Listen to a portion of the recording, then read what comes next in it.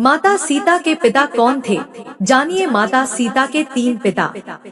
दर्शक बंधु, एक बेटी जिसकी तुलना खुद लक्ष्मी से की जाती है, एक पत्नी जिसने भगवान श्री राम जैसे पुरुष के साथ अग्नि में चलने का साहस दिखाया, और एक माँ जिसने खुद के बच्चों को छोड़कर भी मर्यादा की लकीर नहीं लांघी। लेकिन क्या आप जानते हैं, सीता जी के सिर्फ एक नहीं तीन पिता थे। हाँ, यह कोई गलती नहीं, यह सनातन की वो सच्चाई है जिसे आज तक बहुत से लोग नहीं जानते। एक पिता जिसने उन्हें धरती से पाया, दूसरा जिसने उन्हें धरती पर लाया, और तीसरा जिसने उन्हें जीवन की सबसे कठिन शिक्षा दी। तो आज हम आपको वो रहस्य बताएंगे जिसे जानकर आप हैरान रह जाओगे, क्योंकि यह कहानी सिर्फ सीता माता की नहीं, यह कहानी है उस संस्कार, उस बलिदान और उस धर्म की जो आज भी हर नारी के भीतर जीवित है। साथ ही सबसे पहले एक कथा के माध्यम से माता सीता की उन 3 सीख को जानेंगे जो इस कलयुग में हर शादीशुदा जोड़े को जानना चाहिए। तो चलिए कथा को आरंभ करते हैं, लेकिन आगे बढ़ने से पहले आपको बता दें कि रामायण में स्पष्ट कहा गया है, कथा हो या कोई सीख, अगर बीच में छोड़ दिया जाता है तो वह पाप की श्रेणी में आता है। तो आपसे हम हाथ जोड़कर निवेदन करते हैं कि वीडियो को अंत तक पूरा देखें, और अगर आप किशोरी राधे के सच्चे भक्त हैं तो वीडियो को लाइक करें। आपके अपने चैनल हिंदू पुराण लैंड को अभी सब्सक्राइब करें, ताकि आपको हम कहानी के माध्यम से हर दिन कुछ नया सिखा सके। और कमेंट में बरसाना वाली राधा की जय जरूर लिखें। चलिए राधे कृष्ण का नाम लेकर कथा शुरू करते हैं। प्राचीन समय की बात है, नंदपुर नामक एक गांव में हरिया नाम का एक किसान रहता था। वह किसान बहुत ही गरीब था। परिवार को 2 वक्त की रोटी भी बड़ी मुश्किल से मिलती थी। किसी तरह वह अपना जीवन गरीबी में काट रहा था। कुछ समय बाद उस किसान के घर एक पुत्र ने जन्म लिया। जब घर में बच्चे की किलकारी गूंजी तो किसान और उसकी पत्नी की प्रसन्नता का कोई ठिकाना नहीं रहा। वर्षों बाद उनके आंगन में यह सुखद क्षण आया था। जैसे ही यह शुभ समाचार आसपास के लोगों को पता चला तो गांव के लोग और रिश्तेदार बधाई देने उनके घर आने लगे। हरिया के घर पर जैसे कोई पर्व मनाया जा रहा हो, चारों ओर खुशियों का माहौल था। उसी समय एक तपस्वी महात्मा भिक्षा मांगते हुए उस घर के द्वार पर आ पहुँचे। महात्मा द्वार पर खड़े होकर भिक्षा की पुकार लगाने लगे। हरिया ने जब उन्हें देखा तो दौड़कर बाहर आया और हाथ जोड़कर बोला, हे संत महाराज, आज तो मेरे जीवन का सबसे पावन दिन है। कृपया मेरे घर में पधारिए, थोड़ा जलपान कीजिए और मेरे नवजात पुत्र को आशीर्वाद दीजिए। बहुत वर्षों के बाद मेरे भाग्य से यह संतान मुझे प्राप्त हुई है। हरिया की बार बार विनती सुनकर महात्मा इनकार ना कर सके और भीतर चले आए। किसान और उसकी पत्नी ने बड़े ही श्रद्धा भाव से उन्हें भोजन कराया। भोजन के बाद किसान हाथ जोड़कर बोला, गुरुदेव, यह मेरा पुत्र है, इसे ऐसा आशीर्वाद दीजिए कि उसके जीवन में कभी कोई दुख या कष्ट न आए। जैसे ही संत ने उस बच्चे को आशीर्वाद देने के लिए हाथ उठाया, उनकी दृष्टि शिशु के हाथ पर पड़ी। वहाँ एक विशेष चिन्ह देखकर वे कुछ गहराई से सोच में पड़ गए। किसान ने जब संत को गंभीर मुद्रा में देखा तो वह चिंतित होकर बोला, हे प्रभु, आप किस बात पर विचार कर रहे हैं? सब कुछ कुशल तो है ना? संत मुस्कुराते हुए बोले, बेटा, चिंता की कोई बात नहीं है। तुम्हारा पुत्र तो बड़ा ही भाग्यशाली है। इसके हाथ पर जो यह चिन्ह बना है वह यह दर्शाता है कि उसके भाग्य में राजयोग लिखा है। यह बालक 16 वर्ष की अवस्था में एक नगर का राजा बनेगा। संत की यह बात सुनकर किसान को विश्वास नहीं हुआ। उसने कहा, महाराज, यह कैसे संभव है? गरीब का बेटा राजा कैसे बन सकता है? तब महात्मा ने बड़े प्रेम से समझाया, बेटा, ईश्वर की लीला अपरंपार है। इस बालक ने पिछले जन्मों में कोई महान पुण्य कर्म किया होगा, तभी इसे इस जन्म में राजपाट की प्राप्ति होगी। जब यह 16 वर्ष का होगा तब इस नगर के राजा की इकलौती पुत्री से इसका विवाह होगा। विवाह के पश्चात यह बालक राजा की संपत्ति और गद्दी का उत्तराधिकारी बनेगा। फिर महात्मा जी बोले, बेटा, मैं यह कोई कल्पना से नहीं कह रहा हूँ। इस बच्चे की हथेलियों की रेखाएं सब कुछ स्पष्ट कह रही है। साधु महाराज की यह वाणी सुनकर किसान और उसकी पत्नी की आंखें भर आई। उनके लिए यह गर्व का विषय था कि उनके घर एक साधारण बालक नहीं, एक भविष्य का राजा जन्मा है। जब नगर वासियों को यह बात मालूम हुई कि किसान का बेटा एक दिन राजा बनेगा, तो दूर दूर से लोग उसके दर्शन करने आने लगे। एक ओर जहां किसान के घर भीड़ उमड़ रही थी, वहीं दूसरी ओर उसी नगर का राजा, जिसकी पुत्री के साथ साधु महाराज ने विवाह की भविष्यवाणी की थी, शिकार खेलने के लिए जंगल की ओर निकल पड़ा। जंगल में जाकर राजा शिकार की खोज करने लगा। तभी उसकी दृष्टि एक सुंदर हिरण पर पड़ी। हिरण को देखकर राजा ने तुरंत अपने घोड़े को दौड़ा दिया और वह हिरण का पीछा करने लगा। वह हिरण बहुत फुर्तीला था, इसलिए राजा उसे पकड़ नहीं सका और हिरण धीरे धीरे घने जंगल में ओझल हो गया। राजा काफी दूर निकल आया था और उसके साथ आए सैनिक पीछे ही छूट गए थे। हिरण का पीछा करते करते राजा को बहुत देर हो चुकी थी। उसे बहुत प्यास लगने लगी और गला सूखने लगा। उसने चारों तरफ नजर दौड़ाई, लेकिन कहीं भी पानी का कोई स्रोत नजर नहीं आया। प्यास से व्याकुल होकर वह कुछ आगे बढ़ा तो उसे एक गांव दिखाई दिया। यह वही गांव था जहां कुछ समय पहले उस निर्धन किसान के घर एक पुत्र का जन्म हुआ था। जब राजा गांव के और करीब पहुंचा, तो उसने देखा कि गांव के बाहर एक छोटी सी कुटिया है और उस कुटिया के बाहर एक साधु महाराज ध्यान में लीन बैठे हैं। राजा उनके पास गया और हाथ जोड़कर प्रणाम किया। बोला, हे महात्मा जी, मुझे बहुत प्यास लगी है, यदि कुछ जल मिल जाए तो आपकी बड़ी कृपा होगी। साधु मुस्कुराते हुए बोले, राजन, आप थोड़ा प्रतीक्षा कीजिए, मैं अभी जल लाकर देता हूँ। यह कहकर वे कुटिया के भीतर चले गए और थोड़ी देर बाद एक लोटा जल लेकर बाहर आए। उन्होंने वह लोटा जल राजा को दिया। राजा ने श्रद्धा से जल ग्रहण किया और प्यास बुझाई।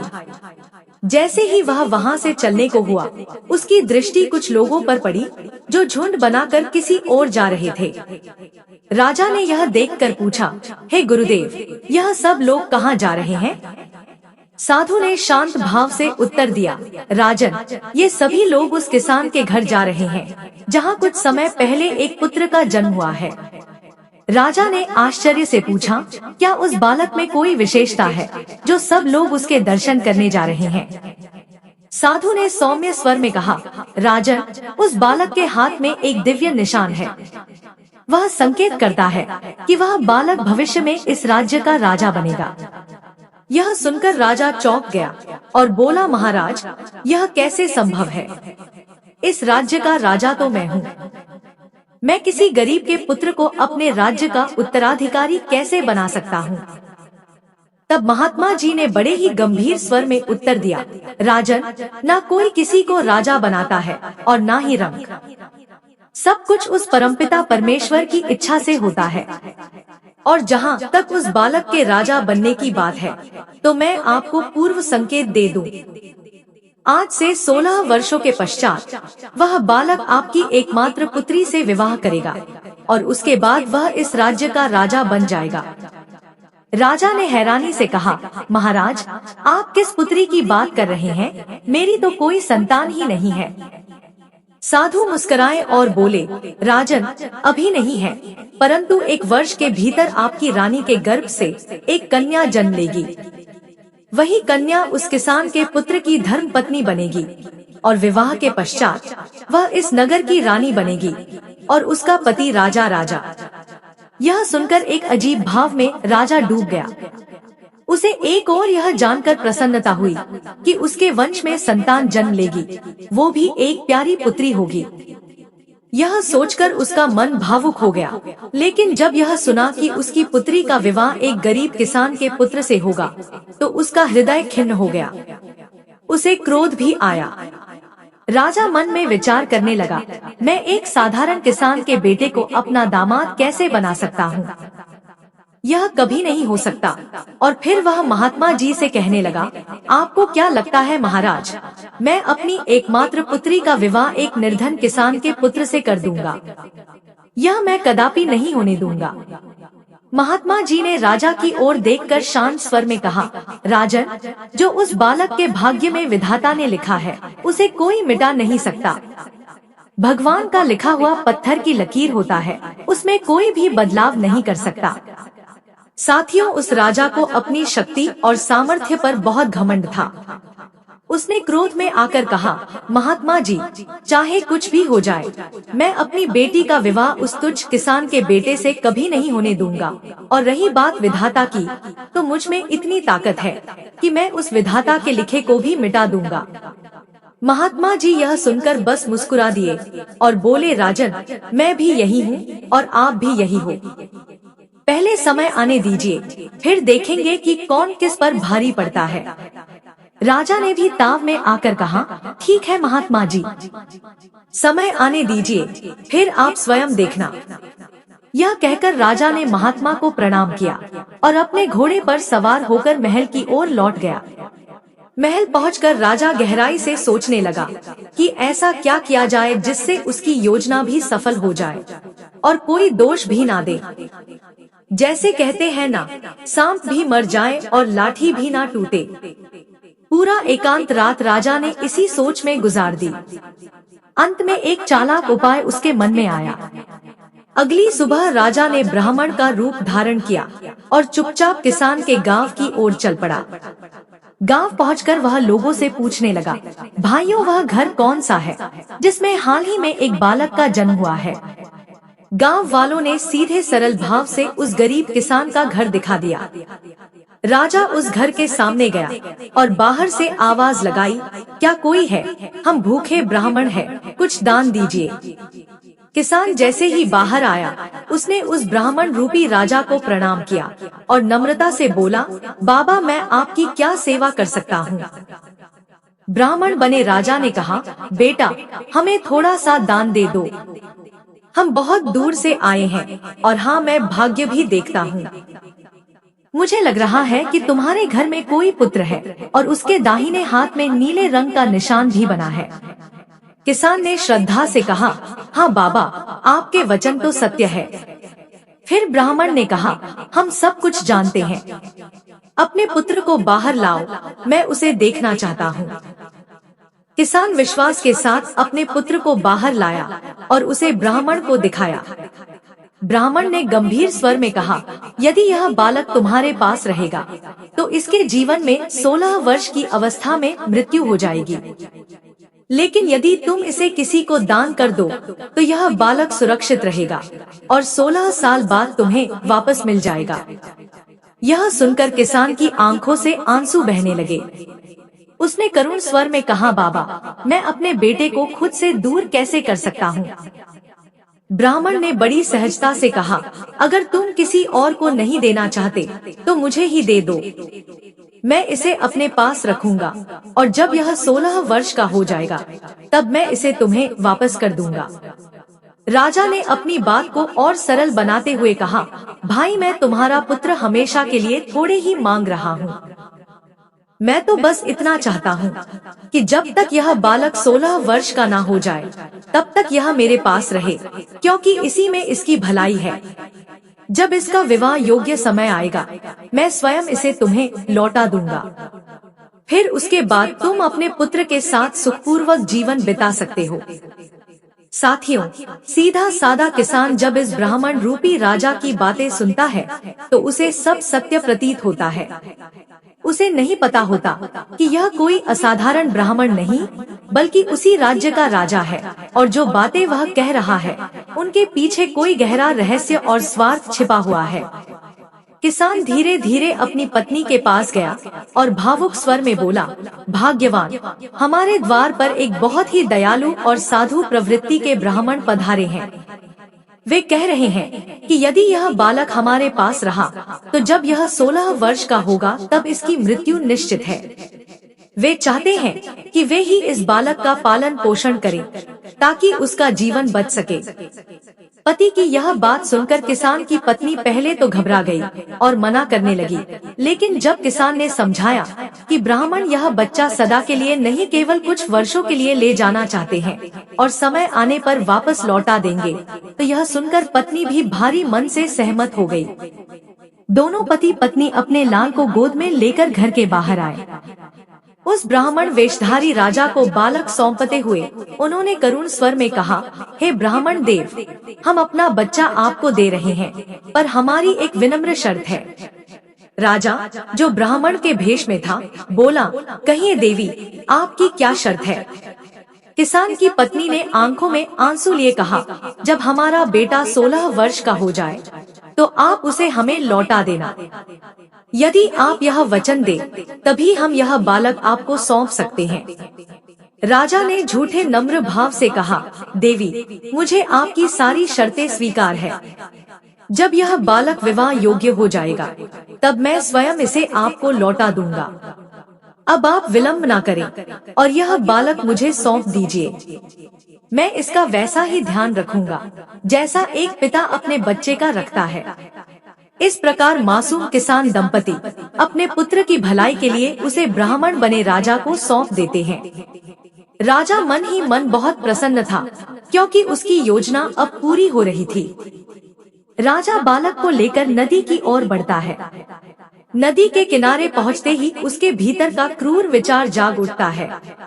वह सोचता है, मैं इस बालक का गला दबाकर इसे यहीं समाप्त कर देता हूँ और फिर इसकी देह को नदी में बहा दूंगा।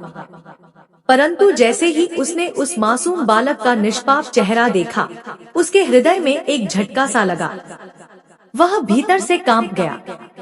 उसकी अंतरात्मा ने फुसफुसाया, राजन, इस नन्हे बालक ने तेरा क्या बिगाड़ा है? तू क्यों इसका जीवन छीनकर घोर पाप का भागी बनना चाहता है? इस पाप के बाद तो तुझे स्वर्ग तो भूल ही जा, नरक में भी स्थान नहीं मिलेगा। राजा का हृदय द्रवित हो गया। उसके हाथ कांपने लगे और वह उस बच्चे की हत्या नहीं कर सका। फिर उसने सोचा, ऐसा क्या करूं जिससे मेरे हाथों पाप भी ना लगे और विधाता का लिखा भी बदल जाए। गहरी सोच के बाद राजा ने निर्णय लिया कि वह इस बालक को जीवित एक लकड़ी के संदूक में बंद करके नदी में बहा देगा।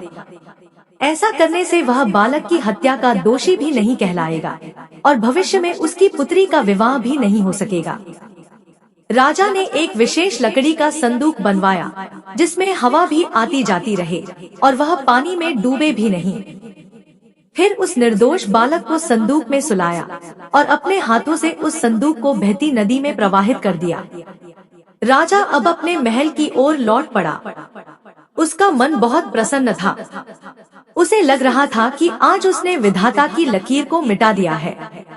वह सोचने लगा, जब यह संदूक नदी की गहराइयों में बहता जाएगा और किसी बवंडर में फंसकर डूब जाएगा, तब यह बालक मर जाएगा और जब बालक ही नहीं रहेगा तो मेरी बेटी का विवाह उससे कैसे होगा। यही सोचकर वह राजा बहुत प्रसन्न मन से अपने नगर की ओर लौट गया। मित्रों, वह राजा उस मासूम किसान के बेटे को नदी में प्रवाहित करके अपने रास्ते चला गया। इधर दूसरी ओर क्या हुआ कि वह लकड़ी का संदूक बहता बहता एक दूसरे नगर की नदी के किनारे चला गया। उस नगर में एक धनवान और पुण्यात्मा सेठ रहा करता था। सेठ प्रतिदिन प्रातः काल नदी स्नान करने आया करता था। उस दिन भी जब सेठ गंगा जी में स्नान करने आया तो उसकी नजर बहते हुए उस संदूक पर पड़ी। सेठ को कुछ विचित्र सा अनुभव हुआ। वह धीरे धीरे उस संदूक के पास पहुंचा और बड़े ही जतन से उसे खोलने लगा। जैसे ही संदूक खोला तो सेठ की आंखें आश्चर्य से फटी की फटी रह गई। उसमें एक नन्हा सा बालक बहुत ही शांत भाव से अपने हाथ का अंगूठा चूसते हुए लेटा हुआ था। सेठ ने उस बालक को देखा तो उसका हृदय द्रवित हो गया। उसने झुककर बालक को उठाया और अपने हृदय से लगा लिया। उसके मन में एक ही भाव आया, माँ गंगा ने मेरी वर्षों की पुकार सुन ली है। मैं तो प्रतिदिन आस्था से माँ गंगा का स्नान करता हूँ और उन्होंने प्रसन्न होकर यह दिव्य बालक मुझे सौंप दिया है। सेठ ने श्रद्धा से माँ गंगा को प्रणाम किया और उस बालक को लेकर अपने घर की ओर चल पड़ा। जब वह अपने घर पहुंचा, तो उसकी पत्नी ने आश्चर्य से पूछा, यह बालक कहाँ से आया? सेठ ने पत्नी को सारा वृतांत बताया और भावुक होकर कहा, भाग्यवान, माँ गंगा ने हमारी गोद भर दी है। देखो, उन्होंने हमारे घर यह अमूल्य रत्न भेजा है। सेठानी ने हाथ जोड़कर माँ गंगा का धन्यवाद किया और बालक को अपने हाथों में लेकर स्नेह से भर गई। दोनों ने मिलकर उस बालक को बहुत प्रेम से पाला, उसे अच्छे संस्कार दिए, पढ़ाया लिखाया और आत्मनिर्भर बनाया। इस प्रकार वह किसान का पुत्र सेठ और सेठानी के घर में बड़े ही स्नेह से पलता रहा। देखते ही देखते 16 वर्ष बीत गए और वह बालक अब एक तेजस्वी, सुशील और सुंदर युवा बन चुका था। एक दिन की बात है, वह युवा अपने दोस्तों के साथ खेल रहा था। उसी समय पास से एक दूसरे राज्य का राजा अपने सैनिकों और काफिले के साथ निकल रहा था। मित्रों, जैसे ही वह काफिला वहां से गुजर रहा था, तभी एक छोटा सा बच्चा गलती से काफिले के सामने आ गया। सभी सैनिक अपनी ही धुन में थे, किसी की नजर उस मासूम पर नहीं गई। तभी खेलते हुए उस युवक की नजर उस बच्चे पर पड़ी। वह एक पल भी बिना गंवाए दौड़कर उस मासूम को काफिले से खींचकर दूर ले आता है और उसकी जान बचा लेता है। मित्रों, वह काफिला उसी राजा का था जिसने वर्षों पहले उस बच्चे को नदी में बहा दिया था, और वह युवक जिसने उस मासूम को बचाया, वह वही बालक था जिसे किसान दंपत्ति से लिया गया था और जिसे संदूक में डालकर नदी में बहा दिया गया था। जैसे ही राजा की दृष्टि उस युवक के हाथ पर पड़ी, उसने उस नीले निशान को देख लिया। राजा का चेहरा पीला पड़ गया। उसके मन में तुरंत वही पुरानी घटना कौंध गई। उसने मन ही मन सोचा, यह तो वही बालक है जिसे मैंने बहा दिया था, लेकिन यह जीवित कैसे रह गया? राजा ने तुरंत अपना काफिला रुकवाया और अपने सैनिकों से कहा, उस युवक को हमारे पास लाओ जिसने उस बालक की जान बचाई है। हम उसकी बहादुरी का सम्मान करना चाहते हैं। सैनिक तुरंत सेठ के उस बेटे के पास पहुँचे और उसे आदर सहित राजा के समक्ष ले आए।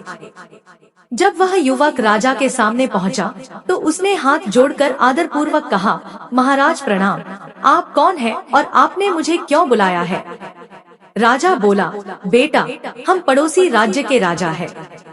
तुम्हारी बहादुरी देखकर हम तुम्हें इनाम देना चाहते हैं, पर उससे पहले हम तुमसे कुछ बातें पूछना चाहते हैं। सेठ का लड़का हाथ जोड़कर बोला, कहिए राजन, आप मुझसे क्या जानना चाहते हैं? राजा ने पूछा, बेटा, तुम्हारा गांव कौन सा है? तुम्हारे माता पिता कौन है? और यह जो तुम्हारे हाथ पर नीला निशान है, यह कैसे बना? उस लड़के ने विनम्रता से उत्तर दिया, हे राजन, मैं पास के गांव में रहता हूँ। मेरे पिताजी मानव सेठ है, जो बहुत ही धनवान और परोपकारी है, और यह जो नीला निशान है, यह तो मेरे हाथ पर बचपन से ही है। पर आप यह सब क्यों पूछ रहे हैं? राजा ने मुस्कुरा कर कहा, बस यूं ही, कोई खास बात नहीं है। फिर राजा बोला, बेटा, हम तुम्हारे माता पिता से मिलना चाहते हैं, क्या तुम हमें अपने घर ले चलोगे? लड़का प्रसन्न होकर बोला, क्यों नहीं राजन, यह तो हमारे लिए सौभाग्य की बात है। आइए, मैं आपको अभी अपने माता पिता से मिलवाने ले चलता हूँ।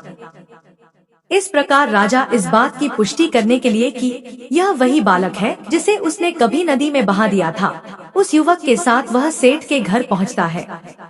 सेठ जी जब अपने बेटे के साथ किसी राजसी व्यक्ति को आते देखते हैं, तो चकित हो जाते हैं और सोचने लगते हैं, कहीं कोई बड़ी बात तो नहीं हो गई, जो खुद राजा हमारे द्वारा पधारे हैं। जब राजा सेठ जी के पास पहुँचे, तो सेठ ने हाथ जोड़कर पूछा, महाराज, आप किस राज्य के राजा हैं और किस कारण से हमारे यहाँ पधारे हैं? राजा ने मधुर स्वर में कहा, सेठ जी, मैं आपके पड़ोस के राज्य का राजा हूँ और आज मैं आपके घर बधाई देने आया हूँ। सेठ ने पूछा, किस बात की बधाई महाराज? राजा बोले, आपका पुत्र बहुत ही साहसी है। आज उसने अपनी जान की परवाह किए बिना एक मासूम की जान बचाई है। सेठ जी जब अपने पुत्र की प्रशंसा राजा के मुख से सुनते हैं, तो उनका हृदय गर्व से भर जाता है। वे बोले, महाराज, मेरा बेटा तो बचपन से ही निडर है।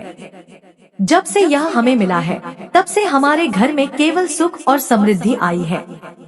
राजा ने चौंक कर पूछा, आपको मिला है? मैं समझा नहीं। सेठ बोले, अब आपसे क्या छुपाऊं महाराज, यह हमारा अपना पुत्र नहीं है। हमें यह गंगा किनारे एक संदूक में पड़ा मिला था। मित्रों, यह सुनते ही राजा सन्न रह गया। उसे विश्वास हो गया कि यह वही बालक है जिसे उसने वर्षों पहले नदी में बहा दिया था। उसका मन क्षुब्ध हो उठा। कुछ देर सोचकर राजा बोला, सेठ जी, मैं आपके पुत्र की वीरता से बहुत प्रभावित हूँ। मुझे अपनी पुत्री की रक्षा के लिए ऐसे ही वीर और सच्चे युवकों की आवश्यकता है। यदि आप अनुमति दें तो मैं आपके पुत्र को अपने राज्य में नौकरी देना चाहता हूँ। सेठ बोले, महाराज, यह तो हमारे लिए बड़े गर्व की बात होगी। मेरा पुत्र आपके जैसे धर्मप्रिय राजा की सेवा करे, इससे बड़ा सौभाग्य और क्या हो सकता है। सेठ की सहमति मिलने पर राजा ने एक पत्र लिखा, उसे लिफाफे में रखा और उस पर अपनी मुहर लगा दी। फिर राजा ने उस युवक से कहा, बेटा, मैं अभी एक जरूरी कार्य से दूसरे राज्य जा रहा हूँ। तुम इस पत्र को लेकर मेरे राज्य चले जाओ और जाकर यह पत्र मेरी महारानी को देना। पत्र पढ़ते ही वह तुम्हें सेवा का अवसर दे देंगी। मित्रों, इधर राजा अपने काफिले के साथ आगे निकल गया। उधर सेठ का पुत्र उस पत्र को लेकर राजा के नगर की ओर चल पड़ा। चलते चलते वह एक घने जंगल में पहुंचा। जंगल में वह रास्ता भूल गया और दूसरी दिशा में बढ़ने लगा। वह रास्ता सीधा एक डाकुओं के अड्डे की ओर जाता था। चलते चलते वह डाकुओं के अड्डे के पास पहुंच गया। वहाँ एक झोपड़ी देखकर वह रुका और मन में सोचा, आज की रात क्यों ना यहीं विश्राम कर लूं। यह विचार कर वह झोपड़ी की ओर बढ़ा। जैसे ही उसने झोपड़ी के भीतर झांका तो वह चौंक गया। बाहर से टूटी फूटी दिखने वाली झोपड़ी के भीतर नीचे उतरने के लिए सीढ़ियां बनी थी। वह सीढ़ियां सीधी एक भव्य और चमकदार महल की ओर जाती थी।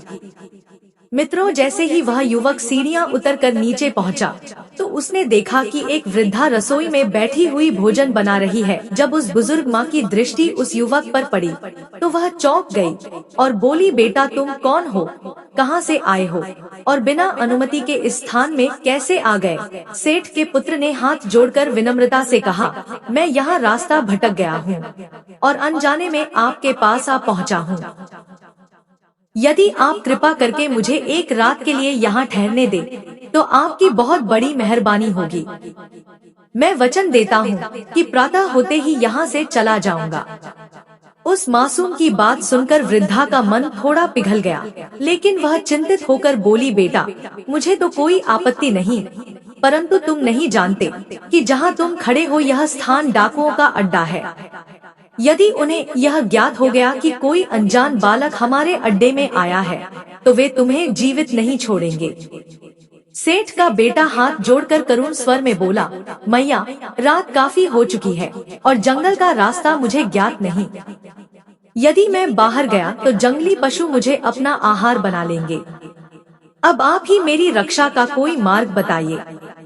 मेरी तो प्राणों की भी आशा अब आप पर ही टिकी है।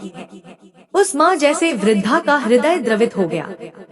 उसने भगवान का स्मरण करते हुए उसे रात भर ठहरने की अनुमति दे दी। कुछ समय बाद डाकू अपने अड्डे पर लौट आए। जब उन्होंने देखा कि कोने में कोई अजनबी युवक सोया हुआ है तो आश्चर्य से वृद्धा से पूछने लगे, अम्मा जी, यह कौन है और हमारे स्थान पर यह क्या कर रहा है। वृद्धा बोली, बेटा, यह बहुत ही सज्जन और सरल हृदय का बालक है। यह किसी कार्य से राजा के महल की ओर जा रहा है और रास्ता भटक कर यहाँ आ पहुँचा है। यह कोई खतरे की बात नहीं है। इसे पनाह देकर मैंने कोई अपराध नहीं किया। डाकू बोले, अम्मा, तू भी बहुत भोली है, किसी पर भी भरोसा कर लेती है। अगर इसने राजा को हमारे बारे में कुछ बता दिया तो हम सबका विनाश तय है। तभी एक दूसरा डाकू बोला, रुको, मैं इसकी तलाशी लेता हूँ, कहीं यह राजा का गुप्तचर तो नहीं। डाकू धीरे से उस युवक की तलाशी लेने लगा और जब उसने जेब टटोली तो उसके हाथ में एक लिफाफा आया जिस पर राज्य की मुहर लगी हुई थी। बड़े ध्यान से वह पत्र बाहर निकालता है और पढ़ने लगता है। पत्र पढ़कर डाकू गुस्से में थूकता है और कहता है, छह, कैसा नीच राजा है हमारा। वृद्धा ने आश्चर्य से पूछा, बेटा, ऐसा क्या लिखा है इस पत्र में जो तुम अपने ही राजा को नीच कह रहे हो। डाकू बोला, अम्मा, इस पत्र में लिखा है, रानी जैसे ही यह लड़का तुम्हारे पास पहुँचे और तुम यह पत्र पढ़ो तो इस लड़के को मार डालना और उसकी देह को कहीं दूर फेंक देना, और यह कार्य मेरे आने से पहले हो जाना चाहिए। क्यों मारना चाहता हूँ इसे और क्यों मैंने स्वयं नहीं मारा, इसका उत्तर मैं नगर आकर स्वयं दूंगा। मित्रों, जब उस बुढ़िया ने डाकू के मुख से उस चिट्ठी में लिखी बातों को सुना तो बहुत व्यथित हो गई। उसने दुख और आश्चर्य के साथ कहा, बड़ा ही दुष्ट राजा है जो अपने ही भेजे हुए बालक को मरवाने का आदेश दे रहा है। यह सोचकर उस दयालु वृद्धा के मन में यह बात आ गई कि मुझे इस मासूम बालक को किसी भी तरह बचाना चाहिए, यह मेरा धर्म है। उसने तुरंत डाकुओं से कहा, बेटा, तुम इस चिट्ठी को बदल दो, इसके स्थान पर एक नई चिट्ठी लिखो और उसमें यह लिखो कि रानी, मैं जिस लड़के को तुम्हारे पास भेज रहा हूँ यह बड़ा ही सज्जन, ज्ञानी और गुणवान है। मैंने इसे अपनी पुत्री के विवाह के लिए चुना है, इसीलिए जैसे ही यह तुम्हारे पास पहुँचे तुम बिना किसी देर किए इसका विवाह राजकुमारी से करवा देना। और ध्यान रखना, यह कार्य मेरी नगर वापसी से पहले हो जाना चाहिए। क्यों मैं इसे अपना दामाद बनाना चाहता हूँ और इसमें कौन सी विशेषता है, इसका उत्तर मैं लौटकर स्वयं दूंगा। तुम्हारा प्रिय राजा। डाकुओं ने वही नई चिट्ठी बहुत सावधानी से तैयार की, उसे लिफाफे में रखकर उस पर राज्य की मोहर लगा दी और फिर बड़ी सतर्कता से वह चिट्ठी उसी बालक की जेब में रख दी। इसके बाद डाकुओं ने भोजन किया और चोरी के लिए अड्डे से बाहर निकल गए। उधर अगली सुबह जब हुई तो बूढ़ी माँ ने उस लड़के को उठाया और स्नेहपूर्वक कहा, बेटा, प्रभात हो चुका है, अब तुम जहाँ जाना चाहो वहाँ जा सकते हो।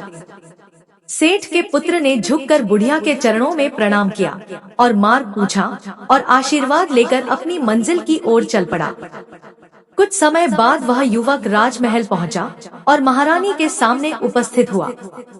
उसने विनम्रता पूर्वक कहा, रानी साहिबा, महाराज ने यह पत्र आपके नाम भेजा है, कृपया आप इसे पढ़ें और मुझे बताएं कि मुझे अब क्या करना है। महारानी ने पत्र को लिफाफे से निकाला और ध्यानपूर्वक पढ़ना आरंभ किया। उसमें लिखा था, यह लड़का बड़ा ही नेक, बुद्धिमान और सद्गुणों से युक्त है। यह राजकुमारी से विवाह करने योग्य है। मेरी नगर वापसी से पहले ही इसका विवाह राजकुमारी से करवा देना। चिट्ठी पढ़ते ही रानी के मन में अनेक विचार आने लगे। महाराज ने इस अनजान बालक को अपनी बेटी का वर कैसे बना दिया? ऐसा कौन सा गुण देख लिया जो तुरंत विवाह का आदेश दे दिया? परंतु जब उसने चिट्ठी पर राजा के हस्ताक्षर और राज्य की मुहर देखी और यह भी पढ़ा कि मैं तुम्हारे सभी सवालों के उत्तर नगर लौट कर दूंगा, तब उसने कोई देर न करते हुए तुरंत पंडित को बुलवाया और राजकुमारी का विवाह उस युवक से संपन्न करवा दिया। इस प्रकार वह युवक राजा का दामाद बन गया और राजमहल में राजकुमारी के साथ सुखपूर्वक रहने लगा। कुछ दिन बाद राजा अपने कामों से निवृत्त होकर नगर को लौटा। वह बहुत प्रसन्न था क्योंकि उसके मन में यही चल रहा था कि अब तक तो रानी ने मेरी आज्ञा का पालन कर उस लड़के को मरवा दिया होगा, अब मेरी पुत्री का विवाह उस बालक से कभी नहीं हो सकता। मैंने तो विधाता का लिखा भी मिटा दिया। लेकिन मित्रों, जैसे ही राजा अपने महल पहुंचा और देखा कि वही लड़का जिसे वह मिटाना चाहता था राज्य की गद्दी पर बैठा है, तो उसके होश उड़ गए। राजा को यह ज्ञात होते ही कि उसी बालक का राजकुमारी से विवाह हो चुका है, जिसके विषय में साधु महाराज ने भविष्यवाणी की थी, उसका क्रोध 7वें आसमान पर पहुंच गया। उसे यह भी बड़ा दुख हुआ कि उसकी पत्नी रानी ने उसकी आज्ञा का पालन नहीं किया।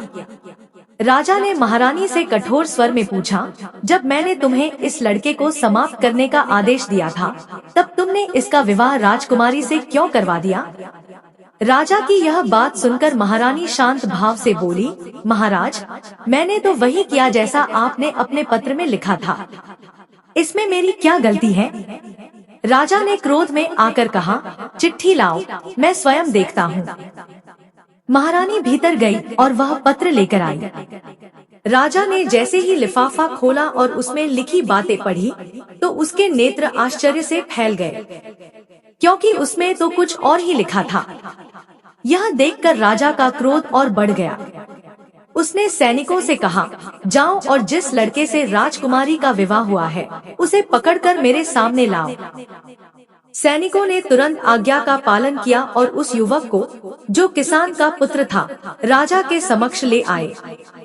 राजा ने गुस्से से कहा, तुम्हारी इतनी हिम्मत कैसे हुई कि मेरी बेटी से विवाह कर लिया? तुमने मुझे धोखा दिया है और मेरे राज्य में धोखे की सजा केवल मृत्यु है। अब तुम मरने के लिए तैयार हो जाओ। मैं तुम्हें अपना दामाद किसी भी हाल में स्वीकार नहीं कर सकता। तुम एक गरीब किसान के बेटे हो और गरीब ही रहोगे। मैं भी देखता हूँ कि तुम कैसे इस नगर के राजा बनते हो।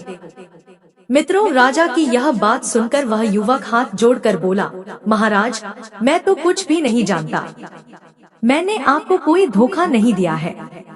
आप बार बार मुझे किसान का बेटा कह रहे हैं, लेकिन मुझे बचपन से यही पता है कि मैं एक सेठ का बेटा हूँ।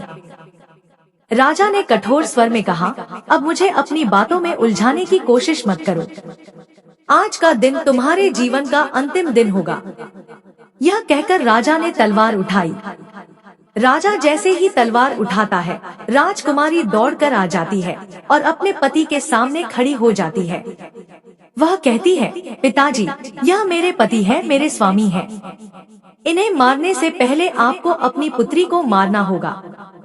राजमहल के अंदर ये सब चल ही रहा था, तभी एक सैनिक दौड़ता हुआ आया और बोला, महाराज, एक बड़े सिद्ध और पूज्य महात्मा आए हैं और वे अभी इसी समय आपसे मिलना चाहते हैं। राजा ने कहा, उन्हें भीतर लाओ। सैनिक शीघ्रता से महात्मा जी के पास गया और उन्हें आदर सहित राजमहल में ले आया। राजा ने उठकर महात्मा जी को साष्टांग प्रणाम किया और उनके आने का उद्देश्य पूछा। महात्मा जी मुस्कुराते हुए बोले, राजन, लगता है आपने मुझे पहचाना नहीं। मैं वही साधु हूँ जिससे आप 16 वर्ष पूर्व मिले थे। मैंने ही आपको बताया था कि 16 वर्ष बाद आपकी पुत्री का विवाह एक निर्धन किसान के पुत्र से होगा। तब आपने कहा था कि आप राजा हैं और आप जो चाहे वो कर सकते हैं।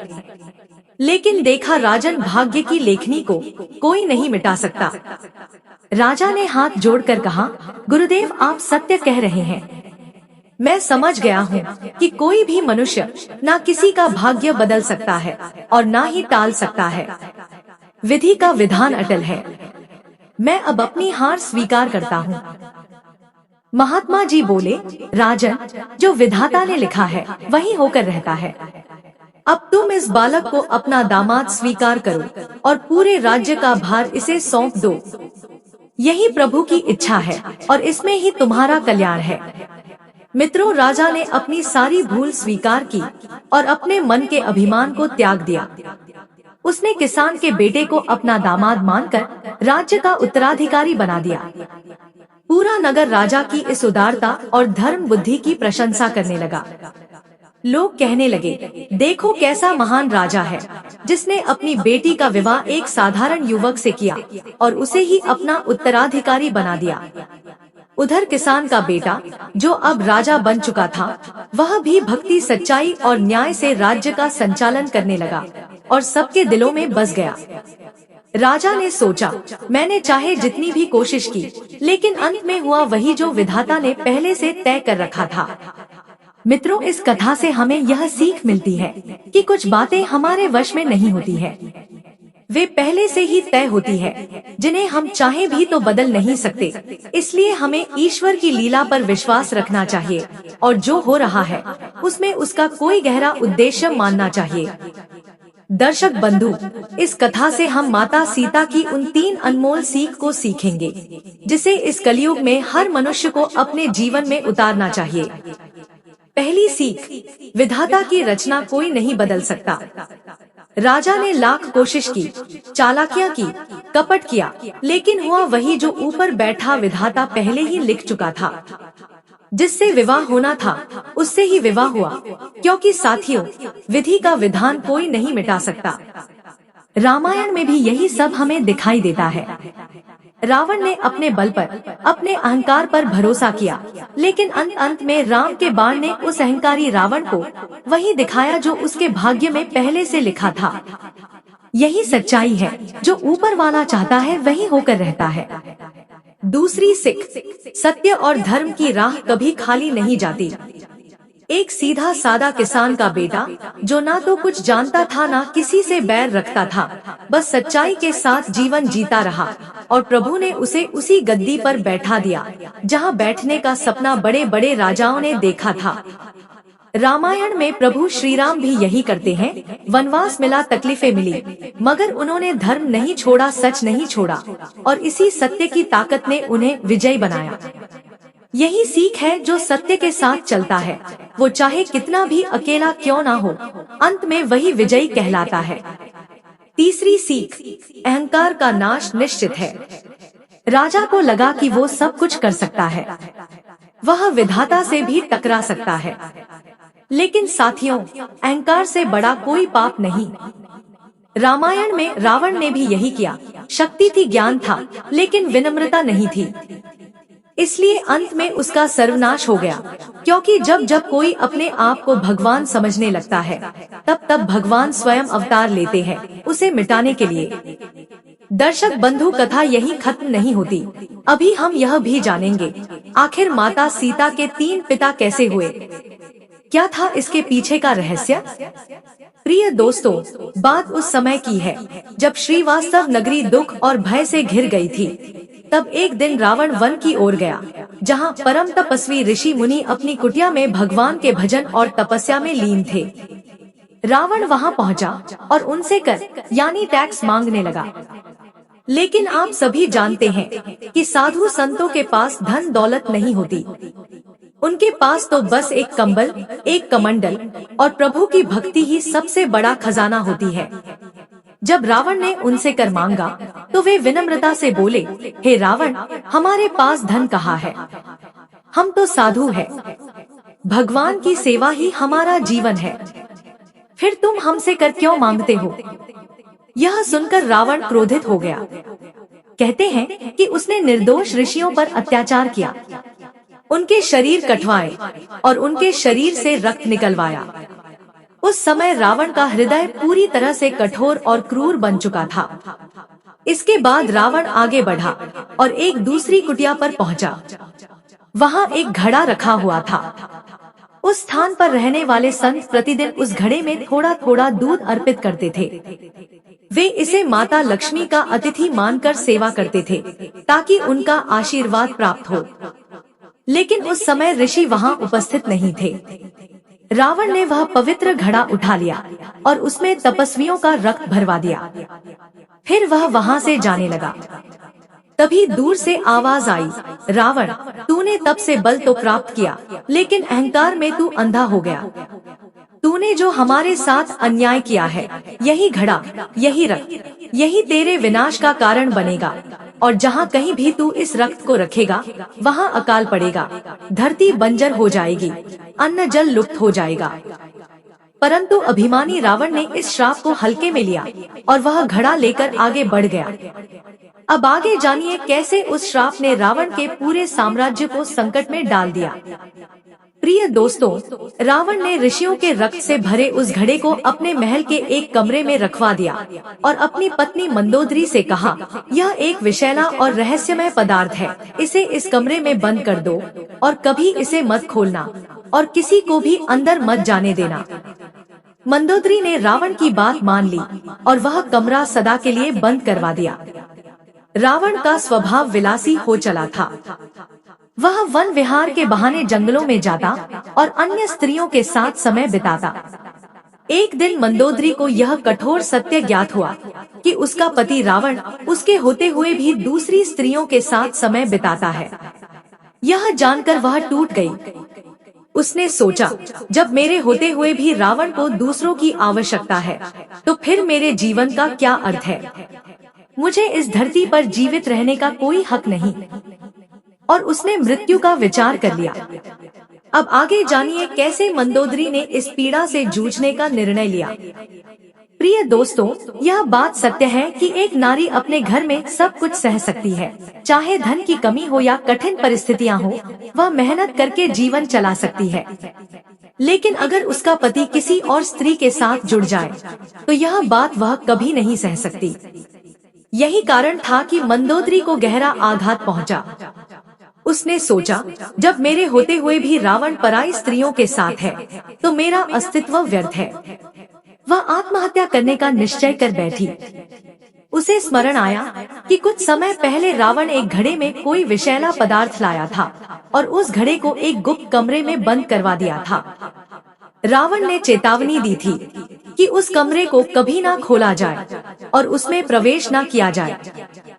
मंदोदरी ने सोचा, अगर मैं इस घड़ी में रखे विषैले पदार्थ को पी लूं, तो मेरी मृत्यु हो जाएगी, और उसने वैसा ही किया। वह बंद कमरे के पास पहुंची, दरवाजा खोला और भीतर चली गई। उसने घड़ा उठाया और उसमें भरा हुआ वह खून पी लिया।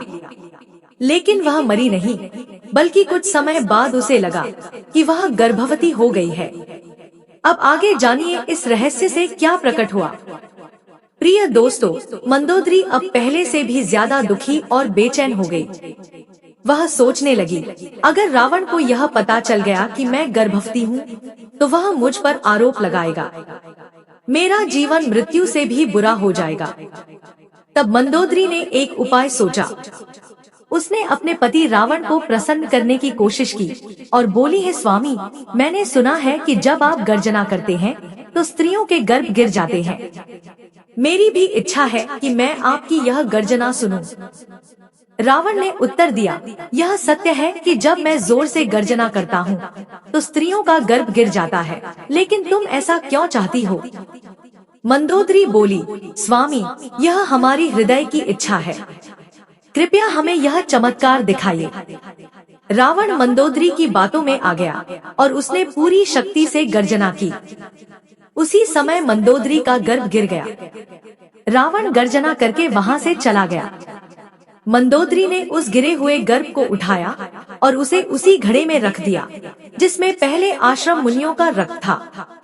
अब आगे जानिए उस रहस्य गर्भ का क्या हुआ। प्रिय दोस्तों, अब यहाँ एक बात समझते हुए आगे बढ़ते हैं। कुछ लोग यह सोच सकते हैं कि क्या खून पीने से भी कोई गर्भ ठहर सकता है। यह बात विज्ञान नहीं मानता, लेकिन उस समय ऋषियों की तपस्या में ऐसी अद्भुत शक्ति थी कि सब कुछ संभव हो जाता था। आपने सुना होगा कि सुग्रीव का जन्म सूर्य देव की दृष्टि से हुआ था और बाली का जन्म इंद्र की दृष्टि से। सृष्टि दो प्रकार की मानी गई है, एक जिसे शारीरिक संबंध से उत्पन्न किया जाता है और दूसरी जिसे केवल मन इच्छा या तप के प्रभाव से उत्पन्न किया जाता है। ब्रह्मा जी की संतानों में कई ऐसे थे जो केवल इच्छा से ही उत्पन्न हुए। देवता और महाशय भी बिना किसी संबंध के संतान उत्पन्न कर सकते थे। मंदोदरी ने जब उस गर्भ को उस घड़े में रख दिया तो लंका में भारी अकाल पड़ने लगा। जब रावण ने इस विपत्ति का कारण जानना चाहा, तो आकाशवाणी हुई, जब तक यह घड़ा लंका में रहेगा, लंका में अकाल बना रहेगा और अंततः यह लंका नष्ट हो जाएगी। रावण ने सोचा, अगर मैं इस घड़े को किसी दूसरे राज्य में गाड़ दूं, तो मेरी लंका बच जाएगी। उसने घड़ा राजा जनक के राज्य की सीमा में जाकर गाड़ दिया और वापस लौट आया। अब जनक के राज्य में बारिश बंद हो गई, खेत सूखने लगे और लोग भूख से पीड़ित होने लगे। राजा जनक ने विद्वानों और पुरोहितों को बुलाया और उनसे कारण पूछा। पुरोहितों ने बताया कि महाराज, आपको भूमि यज्ञ करना होगा, तभी वर्षा होगी। राजा जनक ने अपनी धर्मपत्नी रानी सुनयना के साथ भूमि पर हल चलाया। जब हल का अग्रभाग, जिसे सीट कहते हैं, उस घड़े से टकराया तो हल आगे नहीं बढ़ पाया। जनक ने खुदाई करवाई और वहां से एक घड़ा निकला। जैसे ही घड़ा खुला, उसमें से एक सुंदर हंसती हुई कन्या प्रकट हुई। उस कन्या का नाम रखा गया सीता। यह नाम दो कारणों से पड़ा। पहला, वह एक शीतल घड़े से प्रकट हुई थी और दूसरा हल्के अग्रभाग सीट से टकराकर प्रकट हुई थी। यज्ञ हुआ, वर्षा हुई और अकाल समाप्त हो गया। राजा जनक और रानी सुनयना ने उस कन्या को अपनी पुत्री के रूप में अपनाया। तो दोस्तों, इस प्रकार माता सीता का जन्म हुआ। अब आते हैं उसी प्रश्न पर, सीता का पिता कौन था? आप सोच रहे होंगे कि पिता तो एक होता है, फिर तीन कैसे?